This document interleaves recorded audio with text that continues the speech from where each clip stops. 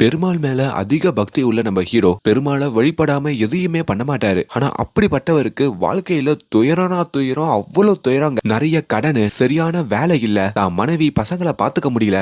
இதையெல்லாம் மனசுல வச்சுக்கிட்டு அவர் ஒரு நாள் தன்னோட வாழ்க்கையே முடிச்சுக்கலான்ற மாதிரி பெறாரு. ஆனா அந்த இடத்துலதான் அந்த பெருமாளே இறங்கி வந்து இவர்கிட்ட ஒரு கிஃப்ட் கொடுக்குறாரு. அது ஒரு புத்தகங்க. அந்த புத்தகத்துல உன்னோட தலைவிதியை நீயே எழுதிக்கலாம், ஒரு 13 வாட்டி உனக்கு தோன்ற விஷயங்களை எழுதி அதை நிறைவேற்றிக்கலான்ற மாதிரி சொல்ல, இப்ப அந்த புத்தகத்தை வச்சு நம்ம ஹீரோ எப்படிப்பட்ட வாழ்க்கைய வாழ்ந்தாரு, அதுல அவருக்கு காத்திருக்கிற ட்விஸ்ட் எல்லாம் என்ன அப்படின்றதுதான் ரொம்ப சூப்பராகவே இந்த படத்துல சொல்லியிருப்பாங்க.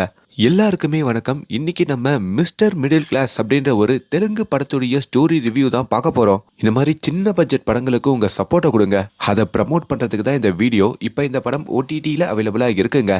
இப்ப இந்த கதையில என்ன இருக்குன்றத ஷார்ட்டா பார்த்துடலாம். இன்னும் லைக் கொடுக்கலனா ஒரு சின்ன லைக்கோட கண்டினியூ பண்ணுங்க. நீங்க இப்ப பார்த்துட்டு இருக்கிறது நம்மளுடைய பிலிம் பை. படத்துடைய ஆரம்பத்திலேயே நம்ம ஹீரோவை காட்டுறாங்க. நம்ம ஹீரோ பெருமாள் மீது அதிக பக்தி உள்ளவருங்க. அவர் சின்ன வயசுல இருந்து பெருமாளை அப்படி வேண்டிப்பாரு. அவருடைய பேரு வெங்கட் ரமணா. அப்படி முதல்ல தன்னுடைய ரூமுக்கு காலையில எழுந்து பூஜையெல்லாம் பண்ணி தான் மனைவியையும் பசங்களையும் அவரு தான் எழுப்புறாரு. அதுக்கப்புறம் வெளியே படுத்துட்டு இருக்கிற தன்னுடைய அப்பாவையும் எழுப்புறாரு. இன்னொரு பக்கம் தான் தங்கச்சியோடைய ரூமுக்கும் அவர் வராரு. ஹீரோ தங்கச்சி பிரெக்னெண்டா இருப்பாங்க. அதனால ஹீரோவுடைய வீட்டுல தான் இருப்பாங்க.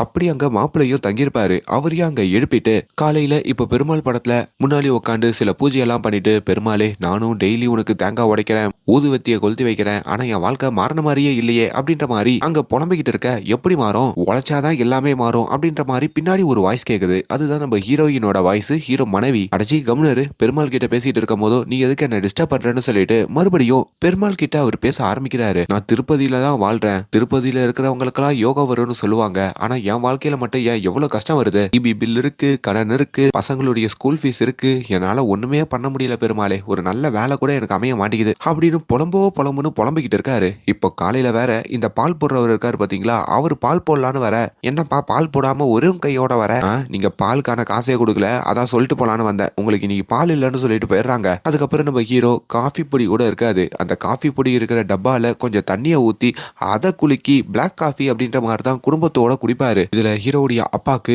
கண்ணுல சில பிரச்சனை இருக்கும் போல இருக்கு. அவரும் ஹாஸ்பிட்டலுக்கு கூட்டு போப்பா, கொஞ்சம் போயிட்டு ட்ரீட்மெண்ட் பார்த்துட்டு வந்துடலான்ற மாதிரி கேட்டுட்டு இருக்க. அப்பா கொஞ்ச நேரம் பொறுத்துக்கோ, நம்ம கிட்டயே காசு இல்ல, ஹாஸ்பிட்டலுக்கு இந்த ட்ரீட்மெண்ட் விஷயமாலாம் போனா நம்ம அதிகமா காசு செலவு பண்ண வேண்டி இருக்கும் அப்படின்ற மாதிரி சொல்றாங்க. சரி, நம்ம ஹீரோவுடைய வாழ்க்கை இப்படி ஏழ்மையானதுக்கு என்ன காரணம்னு பார்த்தா ஹீரோ தாங்க காரணம். ஹீரோ கல்யாணம் ஆன புதுசுல தான் மனைவியுடைய நகைகளெல்லாம் வச்சு ஒரு டிஃபன் கடையா ஆரம்பிச்சிருப்பாரு. ஆனா திடீர்னு நம்ம ஹீரோக்கு அதையே ஒரு பெரிய ரெஸ்டாரண்டா ஓபன் பண்ணும் அப்படின்ற ஒரு ஆசை வந்திருக்கோங்க. அப்படி இன்னும் கொஞ்சம் லோன் எல்லாம் வாங்கி அவர் அந்த ஹோட்டலையும் ஓபன் பண்ணிருப்பாரு. ஆனா ஹோட்டல் ஓபன் பண்ணதுல இருந்து யாருமே வந்திருக்க மாட்டாங்க, கூட்டமே கூடி இருக்காது. இப்போ அதே ஹோட்டல்ல சர்வெண்டா இருக்கிற கணேஷ் அப்படின்ற மாதிரி ஒருத்தரை காமிக்கிறாங்க. அந்த கணேஷ் அங்க ஹோட்டல்ல வேலை பார்க்குற மற்ற ஆளுங்களெல்லாம் கையில போட்டுக்கிட்டு நம்ம ஹீரோக்கு எதிராகவே துரோகம் பண்ணி ஒரு கட்டத்துல ஹீரோவுடைய ஹோட்டலை அவரு பேர்ல எழுதி மாத்திக்கிறாருங்க. இப்ப எந்த ஹோட்டல்ல ஹீரோ ஓனரா இருந்தாரோ அதே ஹோட்டல்ல சர்வெண்டா இருக்காரு போல. அப்படி அந்த கணேஷ் டெய்லி நம்ம ஹீரோவை அவமானப்படுத்திக்கிட்டே இருக்கிறதுனால இப்ப நம்ம ஹீரோ மொத்தமா வேலையை விட்டு நின்னுறாரு. அதனால்தான் இப்படி இவரோட வாழ்க்கை குழியில இருக்கிற மாதிரியும் அங்க காட்டுறாங்க. இப்ப நம்ம ஹீரோவுமே நேரா கோயிலுக்கு வராருங்க. கோயில்ல இருக்கிற அந்த பூசாரியும் நம்ம ஹீரோக்கு ஒரு நல்ல நண்பர் தான். அவர்கிட்டயும் வழக்கம் போல பெருமாளுக்கு பூஜையை பண்ண சொல்லிட்டு நம்ம ஹீரோவுடைய பிரச்சனைகள் எல்லாத்தையுமே ஒரு லெட்டர்ல எழுதி அங்க இருக்கிற உண்டியல்ல போறாரு. பணத்தை உண்டியல்ல போட்டு பார்த்திருக்கேன், ஆனா பிரச்சனைய உண்டியல்ல போடுறத நீதான்ப்பா உன்கிட்ட தான்ப்பா பார்க்க முடியும்ன்ற மாதிரிலாம் அங்க சொல்றாங்க. நம்ம ஹீரோக்கும் ஹீரோயினுக்கும் அடிக்கடி வீட்டுல சண்டை வந்துகிட்டே இருக்கோங்க. சண்டை வரும் போதெல்லாம் நீ ஒன்னும் கவலைப்படாத, கல்யாணம் முடிஞ்சு ஹனிமூனுக்கு கூட்டு போறதா சொல்ற ட்ரிப்பு நான் சீக்கிரமா உன்னை கூட்டிட்டு போறேன், சிங்கப்பூர் போலாம் அப்படின்ற மாதிரிலாம் பேசுவாரு. ஆனா இப்பயோ அவர்கிட்ட சிங்கிள் டீக்கு கூட காசு இல்ல. பையனுக்கு வேற ஸ்கூல் ஃபீஸ் கட்ட வேண்டி இருக்கு, அதுக்கு ஒரு 3500 ரூபாய் ரெடி பண்ணோம். அதுக்கு என்ன பண்றதுன்னு தெரியாம அவர் தவிக்க, அப்பதான் அந்த ஊர்ல முஸ்தபா அப்படின்ற மாதிரி ஒரு கடன்காரர் இருக்காருங்க. இவர்கிட்ட தான் நம்ம ஹீரோ நிறைய கடன் வாங்கியிருப்பாரு. அவரும் அந்த கடனை திருப்பி கேட்டு ஹீரோவுடைய வீட்டுக்கே அவங்களோட ஆட்கள் எல்லாம் கூட்டிட்டு வந்துடுறாரு. கிட்டத்தட்ட 18 லட்சம் வரைக்கும் நம்ம ஹீரோக்கு அவருக்கு கொடுக்க வேண்டிய அமௌண்ட் இருக்கோங்க. நீ மட்டும் இப்ப அந்த காசை எடுத்து வைக்கலன்னு வைக்கி, உன் வீட்லயே தான் நாங்க இருக்க போறோம், உன் பொண்டாட்டியோட உன் பிள்ளையோட நாங்க சேர்ந்து பழக போறோம் அப்படின்ற மாதிரிலாம் ஹீரோவை மிரட்ட, ஹீரோக்கு அங்க என்ன என்ன பண்றதுன்னு ஒண்ணும் புரியல. இப்படி தன் கணவர் அவமானப்படுற எல்லாத்தையுமே நம்ம ஹீரோயினும் பாக்குறாங்களா, அவங்களுக்கு திடீர்னு கோவம் வந்துருதுங்க. இப்ப அவங்க கையில கால்ல இருக்கிற நகை, அதுக்கப்புறம் ஹீரோ தங்கச்சி கையில கால்ல இருக்கிற நகை, பொண்ணு கையில கால்ல இருக்கிற நகையெல்லாம் கழட்டிட்டு ஹீரோயினோட தாலியையும் கழட்டி நம்ம ஹீரோ கிட்ட கொடுக்குறாங்க. இத கொண்டு போய் வித்து அவருக்கு கொடுக்க வேண்டிய கடனை மொத்தமா கொடுத்துட்டு வாங்க அப்படின்ற மாதிரியும் சொல்றாங்க. இப்ப நம்ம ஹீரோ பக்கத்துல இருக்கிற ஒரு கோல்டு ஷோரூமுக்கு வராருங்க. இந்த கடை நம்ம ஹீரோக்கு தெரிஞ்ச கடை தான். அப்படி அவர்கிட்டயும் இந்த நகைகள்லாம் கொடுத்து எவ்வளவு அமௌண்ட் வரும் அப்படின்ற மாதிரி கேட்க, அவங்க ஒரு 5,50,000 ரூபாய் வரும் அப்படின்ற மாதிரி சொல்றாங்க.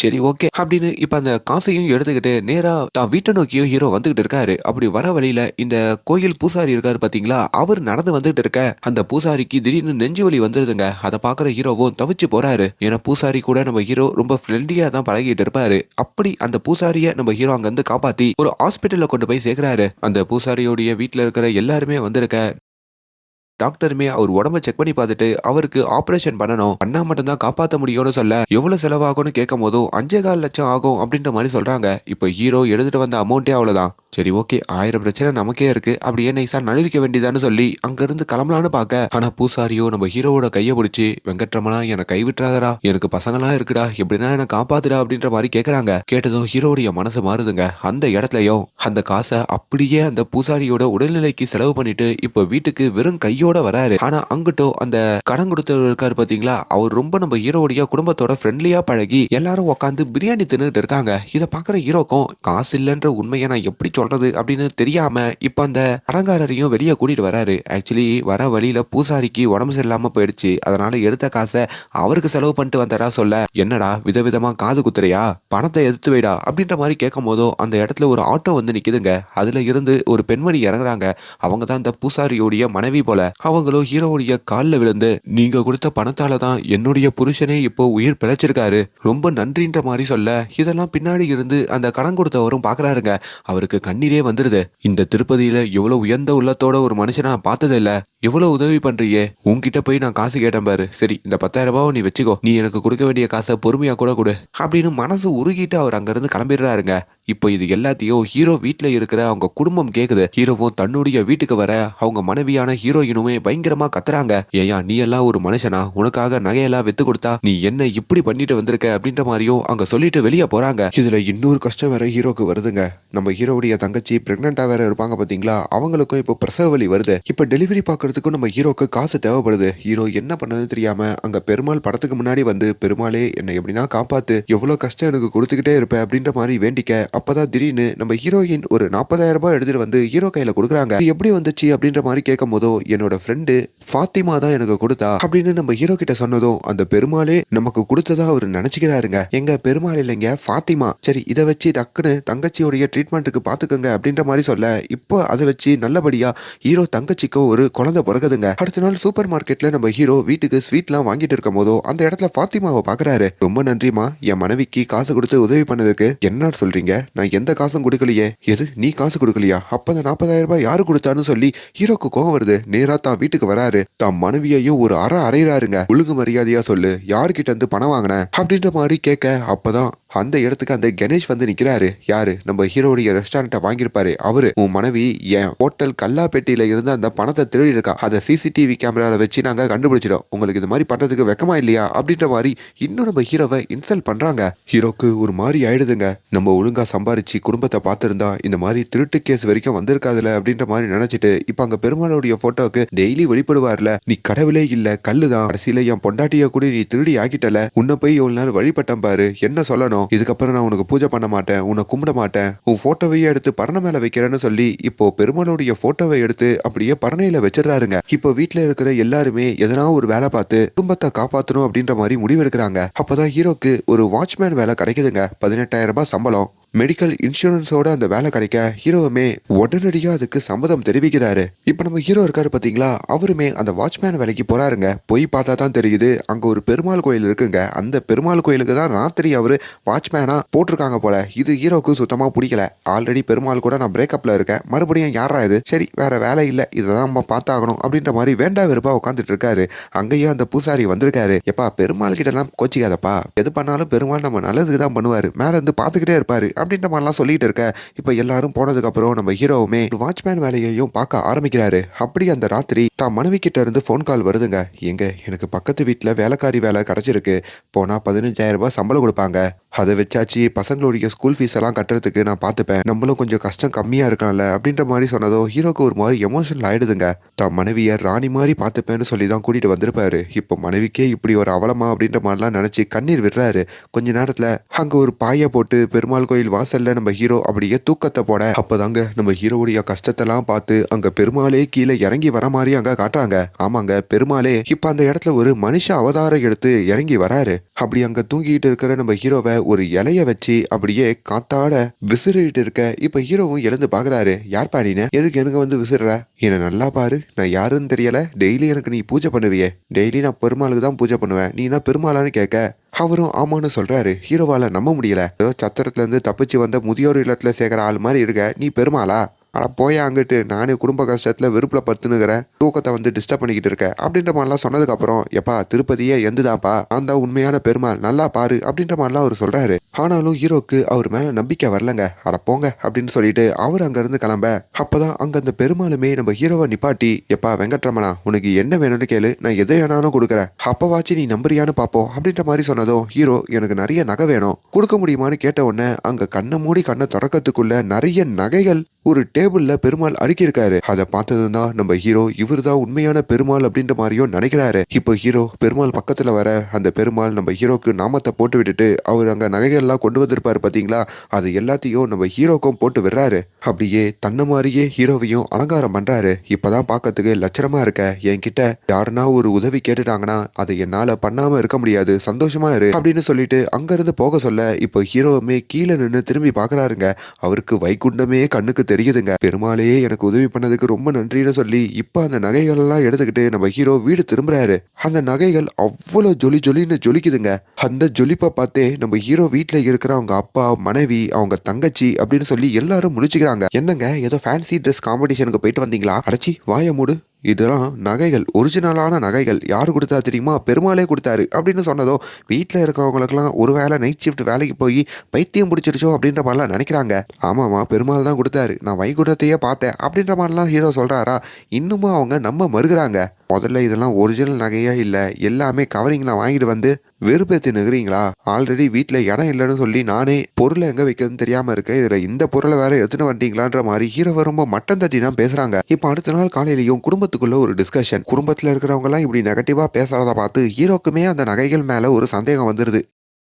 இது ஒரிஜினலான நகைகளா, இல்லைனா இதுக்கு பின்னாடி கவரிங் நகைகள் இருக்கா அப்படின்ற மாதிரி. சரி, இதுல ஒரு பாட்டை மட்டும் எடுத்துக்கிட்டு, அதாவது பிரேஸ்லெட் மாதிரி இருக்குங்க, அதை எடுத்துட்டு போயிட்டு நகை கடையில கொடுத்து சோதிச்சு பார்த்துடலாமே அப்படின்ற மாதிரியும் முடிவெடுக்கிறாரு. அப்படி நேரா அந்த நகை கடைக்கும் வராரு. இந்த பிரேஸ்லெட்டை கொடுக்குறாரு. இது எவ்வளவுக்கு போகும் அப்படின்ற மாதிரி கேட்கிறாரு. அதை பாக்குற நகை கடைக்காரங்களும் ஷாக் ஆகுறாங்க. ஆத்தி, இது மட்டுமே கோடி கணக்குல போகுமே அப்படின்ற மாதிரி அவங்களுக்குள்ள டிஸ்கஸ் பண்ணிக்கிட்டு அவங்கிட்ட கம்மியா காசை சொல்லுங்க அப்படின்ற மாதிரி சொல்லி இப்ப அந்த ஓனரும் வந்து ஒரு 3 லட்சம் ரூபாய்க்கு வாங்கிக்கிறோம் அப்படின்ற மாதிரி சொல்றாங்க. ஹீரோக்கு பெரிய ஷாக்குங்க. எது 3 லட்சம் ரூபாய் தமாத்தோன்னு நகையே போகுமா அப்படின்னு அவரு சில கணக்கெல்லாம் போடுறாரு. அதாவது வீட்டுல எவ்வளவு நகைகள் இருக்கும் அது எல்லாத்தையும் ஒண்ணு ஒண்ணா வச்சு அப்ப நம்மளுக்கு அந்த எல்லா நகையும் வித்தாலே கோடி கணக்குல சம்பாதிக்கலான்ற மாதிரியும் நினைக்கிறாரு. ஆனா இந்த ஒரு நகை மட்டுமே அவருக்கு கோடி கணக்குல போகுன்ற மாதிரி தெரியாதுங்க.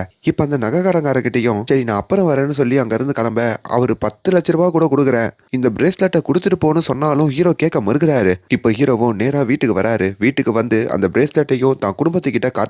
அப்படித்தான் மனைவி கிட்டையும் அப்பா கிட்டையும் இது எல்லாமே கோல்டு தான், அதுவும் லட்சக்கணக்கில் போகுது, நான் பெருமாளையே சந்தேகப்பட்டுட்டேன், அவரு தான் எனக்கு இப்படி வல்லல்லா எல்லாத்தையும் கொடுத்துருக்காருன்னு சொல்லி பரணையில வச்ச பெருமாள் படத்தையும் கீழே வச்சு அவர் பூஜையை ஆரம்பிக்கிறாரு. பெருமாளே என் கஷ்டத்தெல்லாம் போக்கி என்னை கோடீஸ்வரனா ஆக்குனதுக்கு ரொம்ப நன்றி, இதுக்கு நான் என்னைக்கும் காணிக்கையோட இருப்பேன் அப்படின்ற மாதிரிலாம் சொல்லிட்டு இப்ப தான் மனைவி கிட்டையும் ஹீரோ வந்து பேலன்ஸ் நகையெல்லாம் கொண்டு வா, மொத்தமா எடுத்துட்டு போய் வித்துட்டு வந்துடலாம், அதுக்கப்புறம் நம்ம கோடீஸ்வரர்கள்னு சொல்ல அங்கிட்டு பார்த்தா நகைகள் எதையுமே காணோம். என்ன நகையெல்லாம் காணோம், எங்க போச்சு அப்படின்ற மாதிரி கேட்கும் போதோ ஹீரோயின் அப்பதான் ஒரு ட்விஸ்டா சொல்றாங்க. இல்லைங்க, நீங்க ஏதோ கவரி நகையை எடுத்துட்டு வந்து வச்சிட்டீங்க, வீட்டோட இடத்தையே அடைச்சிக்கிச்சின்ற மாதிரி பார்த்தேன், அதனாலதான் ஒரு மூட்டையில கட்டி நேரா நம்ம ஊர்ல இருக்கிற அந்த ஏரி இருக்குல்ல, அந்த ஏரியில போய் தூக்கி போட்டுட்டாங்கன்னு சொல்றாங்க.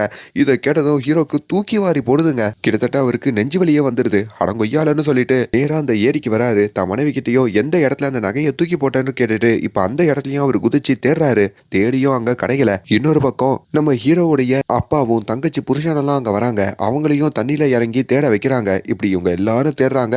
அந்த ஏரி முழுக்க தேடினாலும் அவங்களுக்கு அந்த நகை கிடைக்கல. ஹீரோ உடைஞ்சு போறாரு. இப்படி அநியாயமா கிடைச்ச நகையையும் கோட்டை விட்டுட்டோமே, இப்ப நம்ம கிட்ட இருக்கிறது அந்த ஒரு பிரேஸ்லெட் மட்டும்தான். சரி, அதை வச்சாச்சு நம்ம கொஞ்சமாச்சு காசை பார்த்துப்போம் அப்படின்ற மாதிரி அவங்க யோசிச்சுக்கிட்டு இருக்க. அப்பதான் திடீர்னு அங்க போலீஸ்காரங்க வராங்க. அங்க நம்ம ஹீரோவையும் கைது பண்ணி கூட்டிட்டு போறாங்க. கைது பண்ணி கூட்டிட்டு போனா அங்க ஒரு இன்ஸ்பெக்டர் இருக்காருங்க. என்ன பிரச்சனை அப்படின்ற மாதிரி கேட்கும் போதோ, எப்பா நீ ஏதோ நகை கடையில இருந்து நகையை தூக்கிட்டு வந்துட்டியாமே, அந்த கடைக்காரரு கம்ப்ளைண்ட் பண்ணிருக்காரு, ஏதோ பிரேஸ்லெட் அவரு கடை பொருளாமே அப்படின்ற மாதிரி கேட்க, ஆமாங்க ஹீரோடைய பிரேஸ்லெட்டை அந்த நகை கடைக்காரரு தான் கடையுடைய நகை அப்படின்ற மாதிரி சொல்லியிருக்காரு போல. ஹீரோ கிட்டையும் போலீஸ் இதை பத்தி கேட்கும் போதோ, ஹீரோ அந்த நகையை தனக்கு பெருமாளே கொடுத்தாரு, இது இவரோட நகை இல்ல பெருமாளுடைய நகைன்னு சொல்றாரு. ஆனா அதை நம்ம போலீஸால முடியலைங்க. நகைக்காரங்கார கிட்ட கொஞ்சம் காசை வாங்கிக்கிட்டு இப்ப அந்த பிரேஸ்லெட்டை கொடுக்க சொல்லியும் ஹீரோவை போட்டு அடிக்கிறாங்க. ஹீரோவும் பயங்கரமா அடி வாங்குறாரு.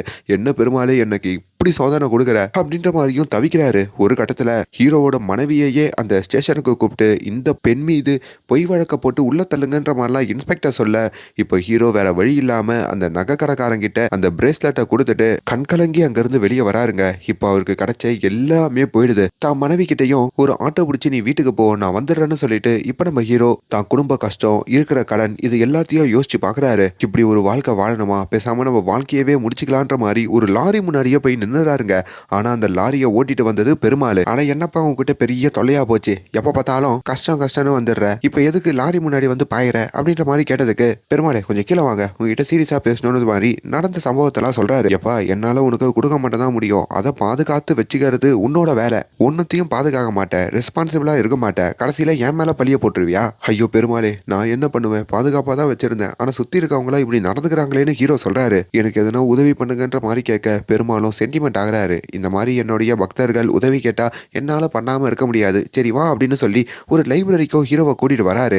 அந்த இடத்துல திடீர்னு பெருமாள் மறைஞ்சிடுறாரு. அங்க ஒரு புத்தகம் இருக்குங்க. அப்பதான் அவரோட வாய்ஸ் ஓவர் மட்டும் அங்க வருது. அதுலயும் இந்த புத்தகத்துல 13 பக்கங்கள் இருக்கு. இந்த 13 பக்கங்கள்ல உனக்கு பிடிச்ச விஷயங்களை நீ எழுதிக்கலாம், ஆனா உன்னோட கோரிக்கை ஒரே ஒரு கோரிக்கையா தான் இருக்கணும், ஒரு பேஜுக்கு ஒரு கோரிக்கை, அது நிறைவேற்றி கொடுப்போம், தவறா எதனா எழுதிட்டனா அந்த பேஜ் எரிஞ்சு போயிடும், அதே மாதிரி இந்த புத்தகத்தை எப்பவுமே கீழே விழாம நீ பாத்துக்கணும், இதை வச்சாச்சு பொழைச்சிக்கோ, இதையும் தொலைச்சிட்டு வந்து நிக்காதன்ற மாதிரி அங்க பெருமாள் சொல்லிட்டு மறைஞ்சிடுறாரு. ஹீரோக்கும் இது ஒரு பெரிய உதவியா இருக்குங்க. இப்ப அந்த புத்தகத்தை எடுத்துக்கிட்டோம் நம்ம ஹீரோ அவரோட வீட்டுக்கு திரும்ப ஒரு ஆட்டோக்காரரையும் அங்க பாக்குறாருங்க.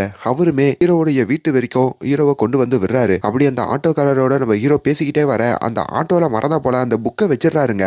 வீட்டுக்கு வந்து கதவை திறந்ததுக்கு அப்புறம் தான் அந்த புக்கு ஆட்டோல போயிடுச்சுன்ற மாதிரி ஹீரோக்கு யோசனையே வருது. இப்ப ரோடு முழுக்க வந்து ஹீரோ தேடுறாரு, எல்லா இடத்தையும் பாக்குறாரு. மறுபடியும் வானத்தை பார்த்து பெருமாளே அப்படின்ற மாதிரி கத்த, பெருமாளும் எழுந்து மண்ணிலேயே கை வச்சுக்கிறாருங்க. நானும் முடிஞ்ச அளவுக்கு எல்லாத்தையும் கொடுக்குறேன், எல்லாத்தையும் தொலைச்சிக்கிட்டே இருக்கானே அப்படின்னு அவருக்கு என்ன பண்றதுன்னு தெரியல. இப்ப ஹீரோ அவருடைய வீட்டுல இருக்கும் போதோ அந்த இடத்துக்கு அந்த ஆட்டோக்காரரே திரும்பி வராருங்க. சார் உங்களுடைய புத்தகத்தை என் ஆட்டோலயே விட்டுட்டீங்க, நான் ரொம்ப நாணயஸ்ட சார், அதான் கொடுக்கலான்னு வந்தேன்னு சொல்ல, ஹீரோவும் பயபக்தியோட அந்த புத்தகத்தையும் வாங்கி வச்சுக்கிறாரு. உனக்கு என்னப்பா வேணும்? திரும்பி வந்ததுக்கு ஒரு 100 ரூபாய் கொடுங்க சார். 100 ரூபாவா? 100 லட்சம் வேணுமா அப்படின்ற மாதிரி கேட்க ஆட்டோக்காரன் ஷாக்கா வரான். இப்ப ஆட்டோக்காரனையும் அங்க இருந்து அனுப்பிட்டு நம்ம ஹீரோ அந்த புத்தகத்தை எடுத்து தனியா போயிட்டு அதுல எனக்கு 100 கோடி ரூபாய் பணம் வேணும் அப்படின்ற மாதிரியும் எழுதுறாருங்க. அப்படி கொஞ்ச நேரத்திலேயே நம்ம ஹீரோவுடைய வீட்டுக்குள்ள அந்த 100 கோடி ரூபாய் பணத்தை பெருமாள் வச்சுட்டாரான்னு சொல்லி அவர் எல்லா இடத்தையும் தேட, ஆனா எங்க தேடியும் பணத்தை காணோம். அப்ப இது எல்லாம் ஃபேக் தான் போல இருக்கு, நம்ம தான் தேவையில்லாம நம்பிட்டோம்னு நினைக்கும் போதோ அப்ப திடீர்னு கூரையை பிச்சுக்கிட்டு அவர் வீட்டுக்குள்ள வந்து ஒரு பெட்டி விழுதுங்க. இப்ப அந்த பெட்டியை நம்ம ஹீரோவுடைய குடும்பமே வந்து பாக்குறாங்க.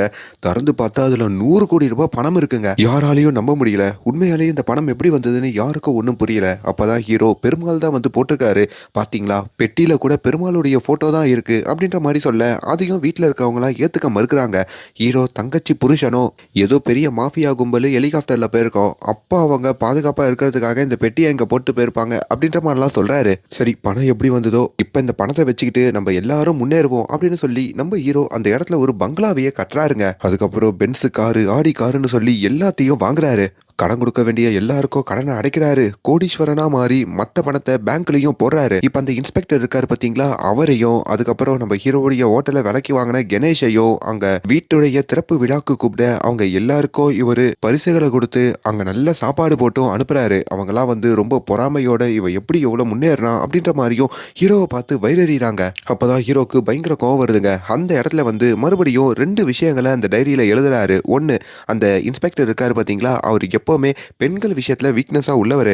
அதனால அவருக்கு பியூஸ் போயிடணும் அப்படின்ற மாதிரி எழுதுறாருங்க. அப்படி அடுத்த நாள் இந்த இன்ஸ்பெக்டர் இருக்காரு பாத்தீங்களா, அவர் தான் மனைவியோட தூங்கிக்கிட்டு இருக்க காலையில இருந்து பார்த்தா அவருக்கு அந்த முக்கியமான விஷயமே காணாம போயிடுதுங்க. என்ன முக்கியமான விஷயம்ன்றத நீங்களே கெஸ் பண்ணிக்கோங்க. இதுல இன்ஸ்பெக்டர் ஷாக் ஆகுறாரு. நேரா அங்கிருந்து ஒரு டாக்டர் கிட்டயும் வராரு. என்னப்பா உனக்கு என்ன பிரச்சனை? டாக்டர் காணாம போயிடுச்சு டாக்டர். என்ன காணாம போயிடுச்சுன்ற மாதிரி அவர் கேட்டதும் இவரு வேட்டியை கழட்டி காட்டுறாரா, அங்க டாக்டருக்கும் நர்ஸுக்கும் மயக்கமே வந்துருதுங்க. இன்னொரு பக்கம் ஹீரோ இந்த கணேஷ் இருக்காரு பாத்தீங்களா, அவருக்கும் ஒன்னு எழுதியிருப்பாரு. அது என்னன்னா இந்த கணேஷ் அவர்கிட்ட இருக்கிற பணத்தை எல்லாத்தையும் எல்லாருக்கும் வாரி கொடுத்துடணும் அப்படின்ற மாதிரி எழுதியிருப்பாருங்க. அப்படி அவர்கிட்ட இருக்கிற கோடிக்கணக்கான பணத்தை அவர் டொனேட் பண்ற மாதிரி அங்க காமிக்க, அது மட்டும் இல்லாம தான் வீட்டு வேலைக்காரிக்கு அவரு 5 லட்சம் ரூபாய் சம்பளம் கொடுக்கற மாதிரிலாம் காமிச்சு அவர்கிட்ட இருக்கிற பணம் ஒன்னொன்னா கரையிற மாதிரியும் அங்க காட்டுறாங்க.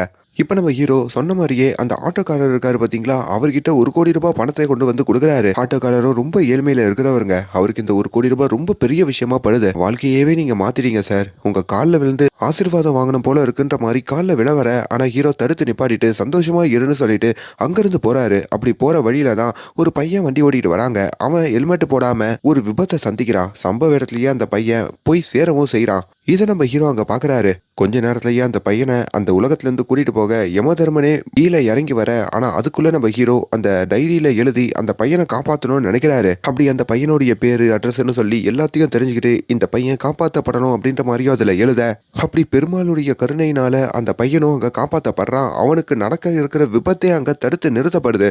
இதையெல்லாம் அங்க யமனும் பாக்குறாரு. யமனுக்கு பயங்கர கோவம் வருதுங்க. நீ யாரு? என்னோட வலையில இருந்தே ஒரு பையனை காப்பாத்திருக்க, ஏன் இப்படி பண்ண அப்படின்ற மாதிரி கேட்கும் போதோ, ஒரு உசுரை காப்பாத்தது ஒன்னும் தப்பில்லையே, பெருமாள் தான் எனக்கு இந்த பவரை கொடுத்தாரு, நீங்க வேணும்னா பெருமாள் கிட்ட டீல் பண்ணிக்கோங்கன்ற மாதிரி ஹீரோ யமன் கிட்டயே இப்படி பேசுறாருங்க. யமதர்மனுக்கும் பயங்கர கோவம் வந்து, எல்லாத்துக்கும் கர்மானு ஒண்ணு இருக்கு, இதுக்கான கர்மாவை நீ அனுபவிப்பன்னு சொல்லிட்டு அங்க ஒரு சாபம் கொடுத்துட்டோம் அங்க இருந்து கிளம்புறாரு.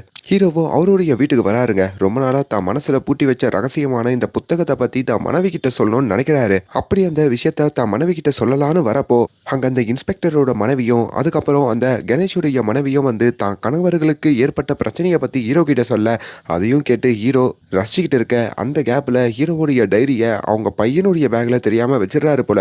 இப்ப அந்த டைரி எடுத்துக்கிட்டோம் நம்ம ஹீரோ பையன் பள்ளிக்கூடத்துக்கு கிளம்ப, இன்னொரு பக்கம் ஒரு உண்மையை சொல்லணும்னு சொல்லி நம்ம ஹீரோவும் தான் மனைவியை ஒரு ரெஸ்டாரண்ட்டுக்கு கூட்டிட்டு வந்திருக்காருங்க. அப்பதான் இந்த டைரி பத்தி சொல்லலான்னு வர, இவர் ஒரு விபத்துல இருந்து ஒரு பையனை காப்பாத்திடுவார் பாத்தீங்களா, அந்த பையன் அந்த ரெஸ்டாரண்ட்டுக்கு வராங்க. அப்படி அங்க இருக்கிற ஒரு பொண்ணுகிட்டையும் அந்த பையன் பயங்கரமா வம்பு பண்றான். ஒரு ஆயுதத்தை எடுத்து அந்த பொண்ணோட கதையையும் அங்க முடிக்கிறான். இதையெல்லாம் கண்கூட நம்ம ஹீரோ பாக்குறாரு. அநியாயமா இந்த பையனால அந்த பொண்ணோட கதை முடிஞ்சிருச்சேன்னு சொல்லி அந்த பொண்ணையும் வேகமா ஹாஸ்பிட்டலுக்கு கூட்டு போக சொல்றாரு. இப்போ தன்னோட டைரியை எடுத்து இந்த பொண்ணை காப்பாத்திடலாம் அப்படின்ற மாதிரி நம்ம ஹீரோ யோசிக்க, ஆனா டைரி அவரோட பேக்ல இல்லைங்க. அப்பதான் பையனுடைய பேக்ல வச்சுதான் அவர் உணர்றாரு. இங்க ஹீரோவுடைய பையனும் தான் பள்ளியில இருக்க இந்த எக்ஸாம் ஆன்சர் ஷீட்லாம் கொடுக்குறாங்க போல. அதுல வேற நல்லா ஃபெயிலான பசங்களெல்லாம் டீச்சர் போட்டு அடிக்கிறாங்க. அப்பதான் ஹீரோவுடைய பையன் அவன் பேக்கை பாக்குறான். அதுல இந்த டைரி இருக்கிறதையும் கவனிக்கிறான். அந்த டைரியில தான் அப்பாவோட ஆசைகள்லாம் இருக்கிறத பார்த்துட்டு அதுல ஒரு பேஜ்ல அவன் பையனும் எப்படின்னா இந்த எக்ஸாம்ல 79 மார்க் எடுக்கணும்ன்ற மாதிரியும் அதுல ஒரு ஆசையை எழுதுறான். அது எழுதுறது மூலியமா இப்ப அவன் எக்ஸாம்லயும் 79 மார்க் எடுக்க, இது அங்க இருக்கிற யாராலையும் நம்ப முடியல. அப்பதான் அந்த பையன் தான் ஃப்ரெண்டு கிட்ட தான் கிட்ட ஒரு டைரி கிடைச்சதாகவும், அந்த டைரியில இப்படி எழுதுனதுனால தான் நான் இப்படி மார்க் வாங்கினதா அவன் சொல்றாங்க. அது மட்டும் இல்லைங்க, ஸ்கூல்ல அவன்கிட்ட வம்பு பண்ணிக்கிட்டே இருக்கிற ஒரு பையன் செவுத்துல போய் முட்டிக்கணுன்ற மாதிரி இன்னொரு விஷயத்தையும் அதுல எழுதுறாங்க. அதே மாதிரி அந்த பையனும் செவுத்துல போய் முட்டிக்க, அப்படி இந்த டைரி பத்தியான விஷயங்கள் அங்க இருக்கிற பசங்களுக்கு எல்லாம் தெரிய ஆரம்பிக்குது. இப்ப ஹீரோவும் ரொம்ப வேகமாவே அந்த பள்ளிக்கு வந்து தான் பையன் கையில இருக்கிற அந்த டைரியையும் புடுங்குறாரு. அப்படி புடுங்கி நேரா வந்து அந்த ஹாஸ்பிட்டல்ல இருக்கிற அந்த பொண்ணு காப்பாத்தப்படணும் அப்படின்ற மாதிரியும் அவர் எழுதுறாரு. ஆனா அந்த டைரி திடீர்னு அங்க எரியுதுங்க. ஐ மீன் அந்த பேஜ் மட்டும் எரிஞ்சிருது. அதாவது நிறைவேற்ற முடியாத நிறைவேறாத ஆசைகள்லாம் இருந்தா அது ஆட்டோமேட்டிக்கா எரிஞ்சிரும்னு பெருமாள் சொல்லியிருப்பார்ல, அப்படிதான் அந்த பொண்ணோட உசுறு ஹாஸ்பிட்டல்ல போயிடுச்சு போல. இதுக்கப்புறம் காப்பாற்ற முடியாதுன்னு சொல்லிதான் அது எரிஞ்சிருக்கு. இதுல ஹீரோ ரொம்ப சோகம் அடைகிறாரு. அந்த சோகத்தோடயே வெளியே வரப்போ அங்க மாறு வேஷத்துல யமன் வந்திருக்காரு. இப்பவாச்சு புரியுதா, அந்த பையனுடைய உசுறு அங்கேயே போயிருந்தா இப்போ அப்பாவியான இந்த பொண்ணு காப்பாத்தப்பட்டிருப்பா. இதுதான் நான் கர்மான்னு சொன்னேன். இதுக்கப்புறம் இந்த மாதிரி விஷயங்கள்ல நீ தலையிடாத, அப்புறம் உனக்கே ஆபத்து வந்து சேரலாம் அப்படின்னு நம்ம ஹீரோ கிட்ட சொல்லிட்டு போக, ஹீரோ அங்க ரொம்ப எமோஷனல் ஆகுறாரு. இயற்கையா நடக்கிற விஷயத்த மாத்தணும்னு நினைச்சா இந்த மாதிரி தான் பின் விளைவுகள் சந்திக்க வேண்டி இருக்கும் போல இருக்கு அப்படின்ற மாதிரியும் நினைக்க, இன்னொரு பக்கம் அந்த பள்ளியில படிக்கிற இன்னொரு பையன் இருக்கான்ல, அவன் இந்த டைரியை பத்தி தெரிஞ்சு நேரா தான் அப்பாவான அந்த கணேஷ் கிட்ட வந்து சொல்றாருங்க. கணேஷுக்கும் அப்பதான் ஹீரோ பத்தியான உண்மை தெரியுது. அப்ப இந்த டைரியை வச்சுதான் நீ பணக்காரன் ஆனியா, அந்த டைரியை எப்படின்னா எடுக்கணும்ன்ற மாதிரி அங்க இன்கம் டாக்ஸ் அதிகாரி இருக்காருங்க. அவரையும் நம்ம ஹீரோவுடைய வீட்டுக்கு அனுப்பி அந்த டைரியை எடுத்துட்டு வர சொல்ல, இப்போ அவரும் ஹீரோவுடைய வீட்டுக்கு ரைடு வர மாதிரி ரைடு வராருங்க. அந்த நேரம் பார்த்து ஹீரோ வேற வீட்டுல இல்லையா, அப்படி ஹீரோவுடைய வீடு முழுக்க தேடி ஹீரோவுடைய அந்த பெருமாள் வச்சிருப்பாரு பாத்தீங்களா, அந்த ரூம்ல அந்த டைரி இருக்கிறதையும் அவர் கண்டுபிடிக்கிறாரு. அப்படி அந்த டைரியையும் அந்த இன்கம் டாக்ஸ் அதிகாரி எடுத்துட்டு வந்து இந்த கணேஷ் கிட்டையும் இன்ஸ்பெக்டர் கிட்டையும் கொடுக்குறாங்க. இவங்க 2 பேருக்கும் பெரிய சந்தோஷங்க. உண்மையாலேயே அந்த டைரியில எதெல்லாம் நடக்குமா அப்படின்ற மாதிரி ஒரு டெஸ்ட் வைக்கிறதுக்காக முதல்ல ஹீரோ கிட்ட இருக்கிற சொத்து, அவருடைய எல்லாமே போயிடணும், மறுபடியும் அவன் பழைய நிலைமைக்கு வந்துடணும், அவன் போலீஸ்லயும் மாட்டிக்கணும்ன்ற மாதிரியும் எழுத, அப்படி அந்த இடத்துல நம்ம ஹீரோ பேங்க்ல இருக்கிற பணம் எல்லாமே பேப்பர் கட்டா மாறுதுங்க. இப்போ அதை வச்சு பேங்க்குக்காரங்களும் பணம்னு சொல்லி பேப்பர் கொடுத்தா ஏமாத்த பாக்குறேன்னு சொல்லியும் நம்ம ஹீரோ வீட்டுக்கே போலீஸ் அனுப்புறாங்க. ஹீரோவையும் பணம் மோசடியில அங்க கைது பண்றாங்க. ஹீரோவால அதை நம்ப முடியல. ஹீரோ இது வரைக்கும் செலவு பண்ண எல்லாத்துக்கும் ஹீரோவுடைய வீட்டையும் எழுதி வாங்குறாங்க. இப்ப ஹீரோவுடைய குடும்பமே நடு ரோத்துக்கு வருதுங்க. அதே வேலையில தான் இப்ப இந்த டைரியை வச்சிருக்கிற அந்த இன்ஸ்பெக்டரையும் கணேஷையும் ஒருத்தர் வந்து மிரட்டி அவருடைய காரை எடுத்துட்டு போறாங்க. அவரு ஒரு கார் திருடன் போல. பார்த்தா அந்த கார்ல தான் அந்த டைரியை இவங்க மறந்தா போல வச்சிடறாங்க போல. இப்ப அந்த டைரி இன்னொரு இடத்துக்கு டிராவல் ஆகுது. இன்னொரு பக்கம் ஹீரோவுடைய மனைவியும் எங்க போறதும் தெரியாம அந்த பூசாரி இருக்காருல, அவருடைய வீட்டுக்கு தான் வராங்க. வேகமா கிடைச்சது எல்லாமே எப்பவுமே வேகமா போயிடும், எதுவா இருந்தாலும் உழைப்போட கிடைக்கிறது தான் நினைச்சு நிக்கோன்ற மாதிரிலாம் அங்க சொல்ல, இப்ப ஹீரோ ஜெயில் கம்பியை எண்ணிக்கிட்டு இருக்காருங்க. இப்போ அவரையும் ஜாமீன்ல வந்து எடுக்கிறாங்க. கொஞ்ச நேரத்திலேயே தன்னுடைய வீட்டுக்கு திரும்ப பயங்கரமா மழை பெஞ்சிட்டு இருக்கு. அப்பதான் ஹீரோவுடைய மனைவியும் மழையில தான் பசங்களை கூட்டிட்டு வரதுக்காக அங்க போக, அப்போ மழைக்கு ஒதுங்கி ஒரு இடத்துல நிக்கிறாங்களா, அங்க திடீர்னு நிலச்சரிவு ஏற்பட்டு அந்த பில்டிங்லாம் நம்ம ஹீரோ மனைவி மேலேயே விழுந்துருதுங்க. இப்போ ஹீரோவும் இந்த சம்பவத்தை பார்த்துட்டு தன் மனைவியையும் அடிச்சு பிடிச்சி ஹாஸ்பிட்டலுக்கு கூட்டு போறாரு. அப்படி டாக்டர் விசாரிச்சு பார்த்ததுல நம்ம ஹீரோவோட மனைவியை காப்பாத்தணும்னா ஒரு மேஜர் ஆபரேஷன் பண்ண வேண்டி இருக்கும், அதுக்கு நிறைய செலவாகும் அப்படின்ற மாதிரியும் அங்க சொல்ல, ஹீரோ அதுவும் யமதர்மன் சொன்ன கர்மால தான் வரும் அப்படின்ற மாதிரியும் நினைக்கிறாரு. பெரிய தப்பு பண்ணிட்டோம், பேராசப்பட்டுட்டோம் அப்படின்ற மாதிரி நினைச்சு இப்ப அந்த டைரியை நம்ம எப்படின்னா கண்டுபிடிச்சாகணும், அது இருந்தா மட்டும் தான் தான் மனைவியை காப்பாற்ற முடியும்ன்ற மாதிரி அந்த டைரியை தேடி அலையிறாரு. இன்னொரு பக்கம் இப்ப அந்த டைரி அந்த கார் திருடன் கிட்ட தானே இருந்திருக்கும். அந்த கார் திருடன் ஆல்ரெடி ஒரு 18 லட்சம் ரூபாய் ஒருத்தருக்கு கடன் கொடுக்க வேண்டி இருக்கோங்க. அப்படி அவர்கிட்ட ஓஜின்னு ஒருத்தர் தான் கடன் கொடுத்திருப்பாரு. அந்த ஓஜியோட ஆட்களும் வந்து அந்த கார் திருடனை குடும்பத்தோட கூட்டிட்டு போயிட்டு மிரட்ட, அப்ப அந்த கார் திருடனோட பையனும் ஹீரோவுடைய பையனும் ஒரே பள்ளியில ஃப்ரெண்ட்ஸா இருப்பாங்க. அவனுக்கு இந்த டைரி கிடைக்குது. அதுல தான் அப்பா கடன் கொடுக்க வேண்டிய அமௌண்ட் எல்லாம் இப்ப இந்த காருக்கு வரணும்ன்ற மாதிரி அவன் எழுத, அப்படி அவன் சொன்ன மாதிரியே அந்த காருக்கும் அந்த அமௌண்ட் வர, இப்ப அந்த அமௌண்ட்டை அந்த ஓஜின்ற ரவுடி கிட்ட கொடுத்துட்டு எப்படின்னா எஸ்கேப் ஆகணும் அப்படின்ற மாதிரியும் நினைக்கிறாங்க. அப்பதான் இந்த ஓஜின்ற ரவுடி எப்படி இந்த அமௌண்ட் வந்ததுன்னு கேட்கும் போதோ இந்த டைரியில எழுதுன வந்துருச்சு அப்படின்ற மாதிரி சொல்றாங்க. இதுல அந்த டைரி மேல அந்த ஓஜி ரவுடிக்கு ஒரு ஆசை வருதுங்க.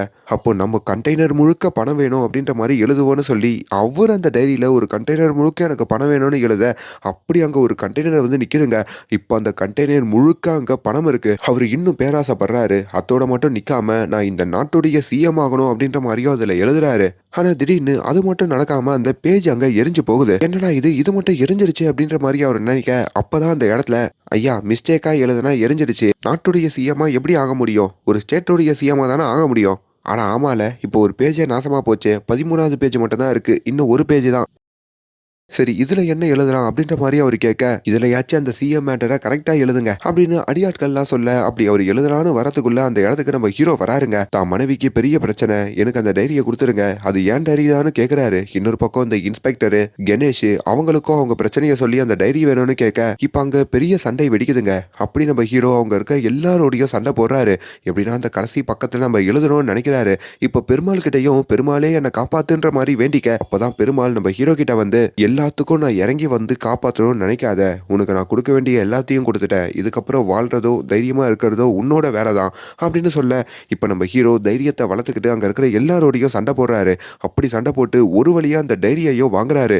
அப்படி வாங்கி அந்த 13வது பேஜில் அவர் என்ன தெரியுமா எழுதுறாரு, இது வரைக்கும் இந்த 12 பேஜில் கேட்டது எல்லாமே வாபஸ் வாங்கிக்கிறேன், பழையபடி மாத்திரு பெருமாளே அப்படின்ற மாதிரி எழுதியிருக்காருங்க. அப்படி அவர் கேட்டதும் அங்க அந்த கண்டெய்னர்ல இருக்கிற பணம் மறைஞ்சிருது. அதுக்கப்புறம் ஹீரோ சாபம் விட்டுருப்பார்ல 2 பேருக்கு அந்த சாபம் நீங்கிறது. அப்படி எல்லாமே அங்க பழையபடி மாறுது. அது மூலியமா ஹீரோவுடைய மனைவியையும் காப்பாத்தப்படுறாங்க. அவங்க எப்படி காப்பாத்தப்படுறாங்கன்னா, திருப்பதியில இருந்து ஒருத்தர் வந்து டொனேஷன் கொடுத்துட்டு போனாரு. அந்த 30 லட்ச ரூபாய் வச்சு உன் மனைவிய காப்பாத்திட்டோன்னு சொல்ல, இப்போ ஹீரோவும் யார் அந்த மனவர் அப்படின்ற மாரி பார்க்கும்போதோ, அது அந்த பெருமாள் தான் வந்திருக்காரு அப்படின்ற மாரி தெரியுது. இப்படி பெருமாள் நம்ம ஹீரோவ ஒரு உழைக்கிற நபரா, பேராசைப்படாம இருக்கிற ஒரு நபரா மாத்திருக்காரு அப்படின்னு நினைச்சு ஹீரோக்கு வந்து இப்ப அந்த உதவி பண்ணி அவங்க மனைவிய காப்பாத்திருக்காரு. இது எல்லாம் நினைச்சு இப்ப நம்ம ஹீரோவும் பெருசா சந்தோஷப்பட்டுட்டு இருக்க, இப்ப பழையபடி அவரோட வீட்டுக்கே வந்துடுறாருங்க. அந்த வாட்ச்மேன் வேலையையும் பார்க்க ஆரம்பிக்கிறாரு. அப்பதான் ஹீரோவுடைய பையன் வந்து அங்க 7வது பேஜ் ஒண்ணு குடுக்குறாங்க. எதுக்கோ தேவைப்படும் நான் கிழிச்சு வச்சிருந்தப்பா. இதுல நீ வேண்டியத இப்ப நீ கேளுப்பா. இதுதான் கடைசி பேஜ்னு சொல்ல, அப்படி நம்ம ஹீரோ இந்த ஏரியில நகைய தூக்கி போத்திருப்பாங்க பாத்தீங்களா, அந்த நகை திரும்பி வேணும் அப்படின்ற மாதிரியும் அங்க கேக்குறாருங்க. அப்படி அவரு கேட்ட மாதிரியே அந்த நகையும் அங்க திரும்பி கிடைக்குது. இப்ப ஹீரோ கிட்ட அந்த நகைகள் எல்லாமே வருது. இப்ப ஹீரோவோட மனைவி, அவங்க குடும்பம் எல்லாமே இந்த நகையை வச்சு நம்ம இப்ப செட்டில் ஆயிடலாம் அப்படின்ற மாதிரியும் பிளான போட, ஆனா ஹீரோ இந்த நகை எல்லாமே பெருமாள் கிட்ட இருக்கிறது மட்டும்தான் சரி அப்படின்ற மாதிரி இப்ப பெருமாளோட சிலைக்கே வந்து அந்த நகைகளை போட்டு விட்டுறாரு. அப்படி தனக்கு கிடைச்சதை வச்சுக்கிட்டு இதுக்கப்புறம் ஒரு வாழ்க்கையை வாழணும் அப்படின்ற மாதிரி அங்க ஹீரோ முடிவு பண்றாரு. அந்த முடிவோட மறுபடியும் அவரோட வாட்ச்மேன் வேலைக்கு போக, இன்னொரு பக்கம் அந்த ஆட்டோக்காரரும் அப்படியே தூங்கிக்கிட்டு இருக்காரு. அப்ப அந்த ஆட்டோக்காரருடைய ஆட்டோ மேல வந்து ஒரு புத்தகம் விழுது. அது என்ன புத்தகம்னு பார்த்தா, இதே 13 ஆசைகளை எழுதுற புத்தகங்க. இப்ப அந்த இடத்துல செகண்ட் பார்ட்டுக்கான ஒரு லீட போட்டு இந்த படத்தோட கதையையும் முடிக்கிறாங்க. ரொம்ப வித்தியாசமான ஒரு படங்க. ஒரு நல்ல ஃபேண்டசி படமும் கூட. குடும்பத்தோட கண்டிப்பா இந்த படத்தை ட்ரை பண்ணி பாருங்க. அண்ட் மேலும் இந்த மாதிரியான வீடியோஸை தொடர்ந்து பார்க்கறதுக்கு நம்ம சேனலை சப்ஸ்கிரைப் பண்ணுங்க. Thank you so much.